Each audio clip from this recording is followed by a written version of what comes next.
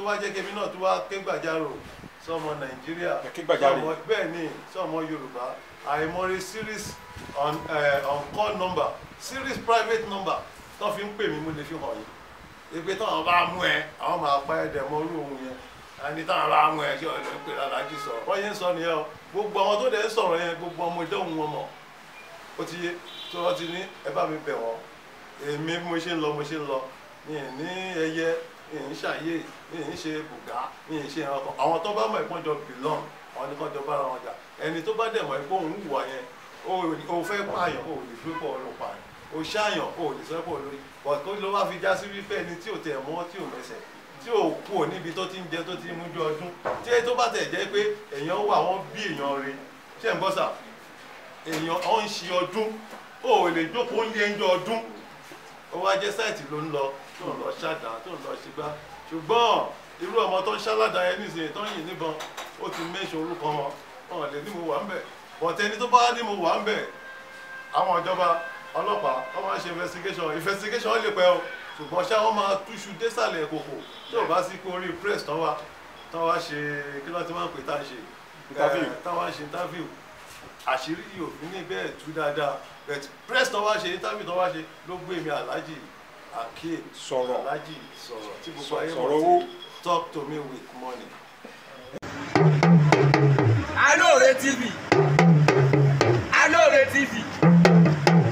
nílé nílé òkúni ẹ máa wò ó ètò tó kọ́ni lọ́gbọ́n ètò tó kọ́ni lóye ní gbogbo àgbáyé ẹ máa wò ó. Orúkọ mi ni Alhaji Akeem Alabi tí gbogbo èèyàn mọ̀ sí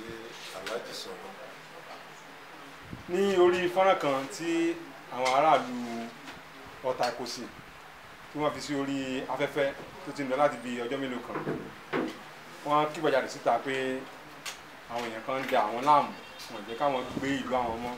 báwọn ò lè sùn àwọn ò lè wó nínú ọ̀tá dẹ̀ sọ wọ́n dárúkọ yín sí pé sọ̀rọ̀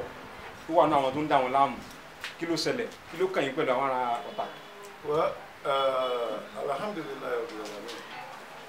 ìlú Ọ̀tà ìlú Ìgbèyí lè mímọ̀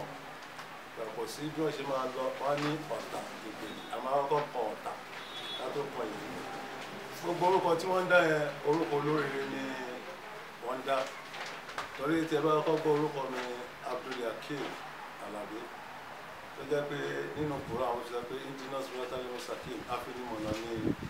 Ọlọ́run ọba sọ̀rọ̀ tí wọ́n dẹ̀ ń pariwo èèyàn kàn máa ń pariwo fún ọlá àti iyì ni kò sí bí èèyàn ṣe lè ṣe tó bá ṣe lóko tó wọ́n ṣe máa ń pariwo orúkọ Alhaji sọ̀rọ̀ ó jẹ́ orúkọ ńlá nílùú Ìkòròdú ọ̀dọ́mọdé jẹ́ Abẹ́òkúta nínú bí àwọn kan ṣe sọ wípé àwọn ọmọ tó ti wá ọkọ̀ tọmọ́ta iṣẹ́ ajé ló gbé mi dé Ìkòròdú ló gbé mi dé ìlú Ìgbèyí lẹ́ẹ̀kan sí orúkọ mi ni Alhaji Akeem Alabi tí gbogbo èèyàn mọ̀ ní aka talk to me yẹn ló túmọ̀ sí sọ̀rọ̀ kí ni ìtumọ̀ sọ̀rọ̀ tí wọ́n máa ń pariwo yìí talk to me register name company yẹn ni iléeṣẹ́ mi wà ní number 15 Òkè Àgbò talk to me bus stop Ìkòròdú tí ó bẹ ní iléeṣẹ́ mi wà tí iléeṣẹ́ ìtura hotel ilé ìgbafẹ́ so ibẹ̀ ni iléeṣẹ́ wà but nǹkan tó gbé mi dé Ìgbèyí ni pé ọ̀gá mi ra ilẹ̀ níbẹ̀ kò sí ẹni tí ò mọ ọ̀gá mi. kálọ̀gá yín. mo fi tọ̀wọ̀tọ̀wọ̀ dárúkọ wọn ṣe Mutairu Owóẹ̀yẹ real estate agent wọ́n máa ń talé wọ́n máa ń ralẹ̀ wọ́n máa ń talẹ̀ bẹ̀sẹ̀ mi wá jẹ́ kan nínú mánéjà wọn torí a ní mánéjà tó pọ̀ wọ́n yún èmi ní mánéjà gbogbo properties wọn tó bá ní Ìkòròdú tí wọ́n dẹ̀ ní license ẹ̀ tí wọ́n dẹ̀ ń san deal ẹ̀ ní every year. ẹ̀yin lẹ́gẹ̀dẹ́ bí aṣojú wọn ní Ìkòròdú bí. fún wọn ní fún bàbá Owóẹ̀yẹ ní Ìkòròdú bí aralẹ̀ lọ́wọ́ àwọn Ìgbèyí ni tó gbogbo àwọn tó ń dárúkọ mi wọ́n fẹ́ dàbí mi ni wọ́n lè dàbí mi orúkọ ẹyẹ ayé tí wọ́n sọ ẹni tó bá jẹ́ ayé tàbí tó jẹ́ ayé ẹ̀ lè rí kí ọlọ́pàá pè é kó lọ. kò ní déwájú ọlọ́pàá. kò ní déwájú ọlọ́pàá tọ́lọ́pàá bá pè mí pé òun fẹ́ rí mi ní ọ̀tún la máa débẹ̀ níjọ́ tó pè mí ìyẹn mo fi ń tayọ gbogbo wọn tó dẹ̀ fi já sí pé gbogbo tí wọ́n ń sọ nílùú gbèyìn pé wọ́n pààyàn sọ̀rọ̀ ló ń kó bọn ló ń ṣe gbá ló ń ṣàwò mo kàn wọ́n pé kí n jáde kí n dìfẹ́ǹdì orúkọ mi ni torí tí n bá jáde mo tẹ̀lé kọ́kọ́ fẹ́ máa jáde rárá torí pé ọ̀rọ̀ wọn dàbí wèrè àtẹni tó ń wẹ̀ ní balùwẹ̀ ṣé ń gbọ́ mi sà ẹni tó ń wọ̀ ń balùwẹ̀ tó wá fi já sí pé wèrè wa ń kọjá lọ ó wá káṣọ ẹ̀ ó wá jáde kó nú balùwẹ̀ ó wá ń lé wèrè lọ ẹjọ́ nínú àwọn méjèèjì àtẹni tó ń wẹ̀ àti wèrè tó ń sá lọ ta ni wèrè ó dàbí òwe tó máa lọ jẹ́ ti àwọn àgbà tí ẹ bá rí mi ọ̀rọ̀ tí mo ń sọ ẹlòmíràn rò pé mo wà ní rédíò program wọ́n fi ń pè mí ní sọ̀rọ̀ talk to me with money ẹni bó tó bá fẹ́ bá mi sọ̀rọ̀ ọ̀rọ̀ owó lèmi máa fẹ́ ìṣòro owó lẹ́yìn ẹ̀yẹ tó bá ti gbówó ẹ̀yẹ ṣe kò lè yẹ I'm a former furniture and carpenter iṣẹ́ tí mo bá dọ́dọ̀ bá gbówó ẹ̀yẹ nìyẹn lọ́wọ́ wá wò pé abáwo ni ọmọ yìí ṣe ní òtítọ́ tó yìí wọ́n wá fi mí ṣe ìkan nínú àwọn máníjà wọn alihamdulilayi ìgbà tí mo dẹ̀ ti dọ́dọ̀ bá gbówó ẹ̀yẹ mi ì bá ọ̀gá méjì ṣiṣẹ́ rí pé kí n kọ́lé alihamdulilayi kí n ra mọ́tò alihamdulilayi kí n rán ọmọ ńlọ ọba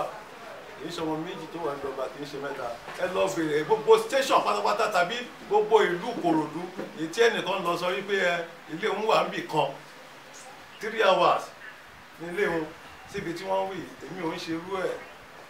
mo lọ sí gbèyìn dáadáa ìjọ tíṣẹ̀lẹ̀ yìí máa ṣẹlẹ̀ sà kò sẹ́ni tí ò mọ̀ pé ọdún wà ń ta níjọ́ Monday mo wà ní hòtẹ́ẹ̀lì ìyẹn Easter Monday wọ́n lọ síbi à ń ṣe fiesta anybody ìjọ táwọn lóyún hotels máa ń tà nìyẹn ìjọ ọdún ṣé ìyẹn máa wá ní mò ń lọ sínú oko kó náà ti lé wa tí n bá ní gbàgbé sà àwọn ọba Ìkòròdú wọ́n wà ní Lagos State lands tàbí wọ́n wà ní state chieftaincy ọba Aláyàndélú àwọn ló pè mí ẹ lọ bá mi bi wọ́n léèrè ọba Aláyàndélú Ọ̀fàyàndélú tó wà ní Àgbọ̀wánbẹ̀ mo rí kọ́ wọn kò síjọ́ tó lè pè mí ó jẹ́ lóru ni kí n máa báyà omi sùn tó bá ti pè mí torí àjọṣepọ̀ tó dánmọ́rán wà láàrin wa àjọṣepọ̀ tó tún dánmọ́rán ó sì wà láàrin mi àti ọba Ìkòròdú torí pé kí ni kì í ṣe pọ́n ń gbé ìrànkọ́ fún mi mi ò gbé ìrànkọ́ fún wọn bọ̀ torúkọ mi tí wọ́n ń gbọ́ torí ọ̀rọ̀ báyìí náà ti ṣẹlẹ̀ rí níjọ́ kan mo dẹ̀ sọ fún ọmọ náà máa bẹ́kúta ní mí wọ́n ní mo dẹ̀ sọ̀rọ̀ ń bẹ̀ yẹn ìyẹn ni Òṣùpá fi sọ pé akọrin fọ́bajó atúlùlù fújòyè gbogbo wọn tẹ́wọ́ gbàjó tá a bá sọ̀rọ̀ ẹ̀ àní sọ irọ́ ń bẹ̀ ìyẹn náà fi ń pè mí ní aláàjì sọ̀rọ̀ òótọ́ ọ̀rọ̀ lèmi máa sọ fún wọn instead tí máa fi sọ fún yín pé mi ì délùú Ìgbèyìn mi ò ní ṣe torí tí n bá purọ́ tó bá wá yá tí investigation lọ tán bá rò pé mo wá sílùú Ìgbèyìn bó bá jẹ́ mi mò ń purọ́ bójú ẹlòmíì náà ló purọ́ ẹ̀ máa rí. but ọjọ́ Monday yẹn ẹ̀yin ò sí ẹ̀ sí Ìgbèyìn. aláìtàlá ìsúnmọ́ mi láì ó wà ní tẹ́ bá lọ sí ibẹ̀ tẹ́ bá lọ sí hòtẹ́ẹ̀lì yẹn fún àtọ́lọ́nkọ̀ tẹ̀ tó ṣẹ̀ṣẹ̀ ràn wá lọ́wọ́ mo wà nínú pool tó ń bá mi ṣe lọ́wọ́ mo wà nínú pool ìjọ Easter Monday wọ́n bá mi ṣe kó wọ́n lẹ̀ táì sáré ṣe so pé wọ́n pààyàn wọ́n ṣe gbá ọbẹ̀ tí kò tí mi lè fi sọ pé mi ì gbọ́ àwọn fọ́nrán tí wọ́n ń tẹ̀ síta pé gbàṣẹgbà ó ṣàwò in fact ibi tí ọ̀rọ̀ lè dé tí ó bá wá yá tọ̀rọ̀ ẹ bá tún jù bẹ́ẹ̀ lọ á sì wá sọ pẹ̀sì pé mi ì dé Ìgbèyìn ó débẹ̀ o.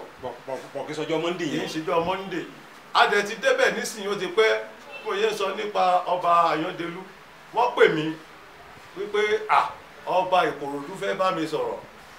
wọ́n dẹ̀ gbèsè tí wọ́n fún mi wọ́n ní kábíyèsí o wọ́n ní ìtọ́wọ́ fẹ́ sọ fún wa ní pé wọ́n ti yọ̀ǹda gbogbo ilẹ̀ Ìgbèyìn àtọ̀tà wọ́n ti gbé láwọn lọ́wọ́ pé àwọn fẹ́ wá ṣe ètò sí lọ́rọ̀ tí mo sọ yẹn lè lọ bí wọ́n lè rí wọ́n dẹ̀ ní. àwọn fẹ́ wá ṣe ìwádìí. àwọn fẹ́ wá ṣe ìwádìí àwọn fẹ́ wá yanjú nǹkan tó ń ṣẹlẹ̀ pé àtọ̀tún àtòsìn ṣé ń gbọ́ pé kàn yanjú ẹ̀ bẹ́ẹ̀ tí nǹkan tí mo wá lè sọ nínú ọ̀rọ̀ yìí tó wá ká mi lára jù ń bẹ̀ ní pé bàbá owó ẹ̀yẹ wọn ò sí ń bí màdàrú nígbà tí ọ̀rọ̀ ti ń lọ tó ti ń bọ̀ tó ti ń lọ àwọn náà dẹ̀ wá sọ pé bàbá owó ẹ̀yẹ táwọn ọmọ ìyá àgbàlagbà ni ó tó yanjú ọ̀rọ̀ ìlú ṣé bí wọ́n ti pè wọ́n fún ọ̀rọ̀ ọbẹ̀ kan wọ́n dẹ̀ yanjú ẹ̀ níwájú Ọlọ́run àtèèyàn bàbá yẹn dẹ̀ pé ẹni tí wọ́n ń pè ní Miyaki ìyẹn ló ń ṣiṣẹ́ fún ẹ̀mí ìrẹsẹ̀ kó ń ṣiṣẹ́ fún wọn pé òun náà ralẹ̀ ṣé ń gbọ́ lọ́wọ́ wọn so àwa náà ralẹ̀ lọ́wọ́ àwọn Ìgbèyìn. ok àwọn mìíràn kìlà lọ́wọ́ ọ̀tà. tèmi mo lè sọ tèmi mo lè sọ ó ti yẹ àwọn mìyàkì wà pẹ̀lú àwọn ọ̀tà àwọn ará ilẹ̀ lọ́wọ́ àwọn ìgbèyìn so nígbà tó dẹ̀ yá inú mi dùn bàbá owó ẹ̀yẹ fúnra rẹ̀ sọ pé tó bá ti dijọ́ Tuesday níjọ́ ọdún ìjọ́ kejì ọdún àwọn ń bọ̀ ní ìlú ìgbèyìn ṣé ń gbọ́ sà pé so gbogbo wọn tó ń ṣẹlẹ̀ yẹn káwọn bá tó ẹ jẹ́ káwọn náà tẹ̀sí yanjú ẹ̀ àwọn náà sá nílùú onílùú ò ní fẹ́ kí ìlú ó bàjẹ́ àwa náà dẹ̀ fẹ́ kí ìlú onílùú bàjẹ́ àwọn fẹ́ wá ṣètò síbẹ̀ so nígbà tó dẹ̀ yá wọ́n ti dájọ́ yẹn láti bí irú Tuesday tó kọjá pé tó bá di Tuesday tó ń bọ̀ ìjọ́ kejì ọdún holiday ṣì máa wà wọ́n dẹ̀ pé ogun wọn ní tó kàn máa yà mí lẹ́nu ní pé àwọn ọmọ ìlú wọ́n kóra wọn lọ́tún àwọn ọmọ ìlú Ọ̀tà látòrí Ibrahim gbogbo wọn ṣá wọ́n kóra wọn wọ́n pọ̀ ẹ mọ̀ pé mo ní mi síbẹ̀ wọ́n fi lọ síbẹ̀ nígbà tó dẹ̀ lọ síbẹ̀ wọ́n fi ṣe nǹkan tí wọ́n ní wọ́n ṣe torí nǹkan tí mi bá rí ọ̀ tí mi sí mbẹ̀ bẹ̀ẹ̀ gbogbo nǹkan tí wọ́n ń ṣe làgbọ́ bẹ̀ẹ̀ tí inú mi wá dùn fọ́nrán kan wà nígboro nísì tó trend Mukaila actor tó lóun ò lọ síbẹ̀ ṣé n gbọ́ inú mi dùn pé fọ́nrán kan wà ẹni tó sọ fún mi pé bàbá owó ẹ̀yẹ ti sọ èmi tó jẹ́ pé kémi náà jáde nìyẹn o wípé bàbá owó ẹ̀yẹ ti sọ wípé òun bọ̀ níjọ́ Tuesday bẹ̀ẹ̀ táwọn ọmọ yẹn wá sọ pé Miyaki ló ní káwọn lọ síbẹ̀ pé nítorí bàbá ń bọ̀ lọ́la nígbà tí bàbá ń bọ̀ lọ́la lè lọ kó ọkọ́ lẹ kádà ṣé ẹ fẹ́ parapọ̀ ní bàbá mi so ìwọ̀nba tí mo lè sọ nìyẹn ìlú gbẹ̀yìn ara lẹ̀ ń bẹ̀ èmi ni mánéjà owó ẹ̀yẹ so tẹ́ bá lọ gbọ́ fọ́nrán tó ń lọ yẹn ẹ̀ rí wípé ẹni tó lóun ò sí ń bẹ̀ ipò òun wà ní ilé òun pé 3 hours ẹ̀ fi tí ara yín gbọ́ pé òun wà nílùú Ọ̀tà Ìgbẹ̀yìn níbi waterside ipò ọ̀kan wá bá òun bẹ̀ sómi èrè bí ọ̀rọ̀ tí màá máa sọ tí màá máa purọ́ tó bó ṣe jẹ́ nìyẹn ọlọ́wọ́ pẹ̀lú. kílẹ̀ fẹ́ báyìí kílẹ̀ kó ṣẹlẹ̀ báyìí. ìtẹ́mi fẹ́ kí ìjọba bá wa ṣe ẹwọ́rú èní nísìnyí láti Ìdí Ìrókò láti ti bá dé Ìdí Ìrókò a kúrò ní police station wọ́n ṣe máa ń pè wá nìyẹn ìgbà kan wọ́n competition yìí pé àmì kílà ibi ọlọ́pàá wá wọ́n ṣèwádìí wọ́n ní ilé èso lè dẹ́ẹ̀dì ìyẹ̀pá gbàtàn rí mi so eléyìí nísìnyí kátó tó débi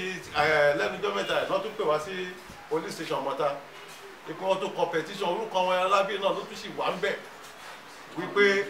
wọ́n competition àtúnlọ́bẹ̀ àtúnṣe statement wọ́n làwọn lápáyàn tó láti pààyàn ọ̀rọ̀ tó àmọ́wọ́ tà mẹ́sẹ̀ ọlọ́wọ́n bá kó má jẹ́ ká rí mo kàn máa rọ̀ ìjọba àtàwọn ọlọ́pàá tó wà nídìí ọ̀rẹ́ kọ́ bá wa ṣe investigation yẹn dáadáa tó bá jẹ́ èmi ni mo jẹ̀bi wọ́n gbé mi lọ sílé ẹjọ́ ìjà tó bá tọ́ sí mi ṣé ń gbọ́ sà kàn fi jẹ mí tó bá dẹ̀ jẹ́ fún ẹlòmíì ní kí wọ́n fi ìyàwó ẹ̀ náà kàn fi jẹ wọn torí èèyàn ní fi dà pààyàn ó lọ lásán ẹni tó bá fi dà pààyàn ìpa ìdà yẹn náà lọ́ máa fi pa ní tó bá jẹ́ kémi náà tó wá ké gbàjarò sọmọ Nàìjíríà bẹ́ẹ̀ ni sọmọ Yorùbá àìmọye series on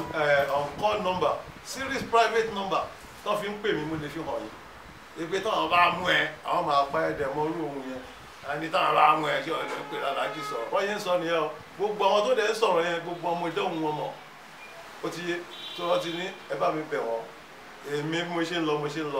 mi ì ní ẹyẹ mi ì ń ṣàyè mi ì ń ṣe bùgá mi ì ń ṣe ẹranko àwọn tó bá mọ̀ ẹ̀pọ́n jọ belong àwọn nìkan jọ bára wọn jà ẹni tó bá dẹ̀ mọ̀ ẹ̀pọ́n òun wùwà yẹn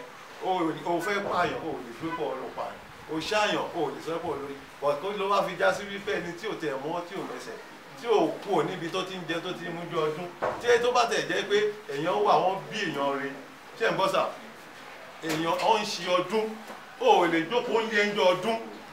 ó wá jẹ́ sáìtì ló ń lọ tó ń lọ ṣáàdá tó ń lọ ṣígbá ṣùgbọ́n irú ọmọ tó ń ṣáládà ẹni ìsìn tó ń yìn níbọn ó ti mẹ́ṣọ orúkọ wọn lè ní mo wà ń bẹ̀ bọ̀tẹ́ni tó bá ní mo wà ń bẹ̀ àwọn ìjọba ọlọ́pàá wọ́n máa ń ṣe investigation lè pẹ́ o ṣùgbọ́n ṣá wọ́n máa túṣu désàlẹ̀ kòkò tó bá sí pé orí press tán wá ṣe kí ló ti máa ń pè tá à ń ṣe tán wá ṣe interview àṣírí òfin ní bẹ́ẹ̀ tú dáadáa but press tán wá ṣe interview tán wá ṣe ló gbé mi Alhaji Akeem Alhaji sọ̀rọ̀ tí gbogbo ayé mọ̀ sí talk to me with money with dollar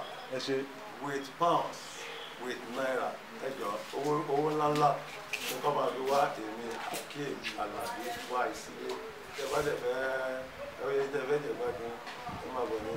talk to me. Alore TV, Alore TV,